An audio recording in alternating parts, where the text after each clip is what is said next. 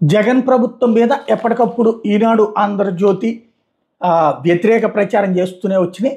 అది ఫలించింది. చంద్రబాబు అధికారంలోకి వచ్చారు. ఇప్పుడు చంద్రబాబు ప్రభుత్వం మీదన సాక్షితో వైఎస్ఆర్ కాంగ్రెస్ పార్టీ వ్యతిరేక ప్రచారం చేస్తూ ఉంది.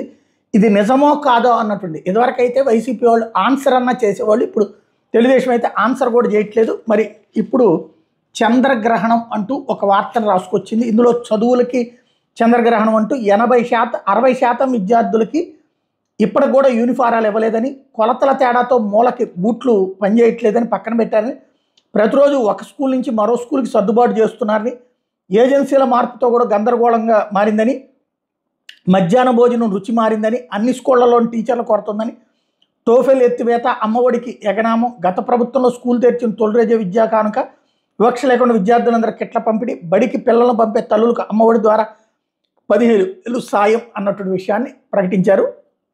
ఇందులో ఒకటి బూట్లు కనుక లేకపోతే అది ఖచ్చితంగా పాత ప్రభుత్వం తప్పే అవుతుంది. ఎందుకంటే వాళ్ళు ఆర్డర్ ఇచ్చినాయి కదా, కొత్తగా వీళ్ళు ఇచ్చినాయి కాదు కదా. అదే సందర్భంలో యూనిఫారాలు అందలేదు అంటే అది గత ప్రభుత్వం తప్ప, ఈ ప్రభుత్వం తప్ప అనేది ఆలోచించుకోవాల్సి ఉంది.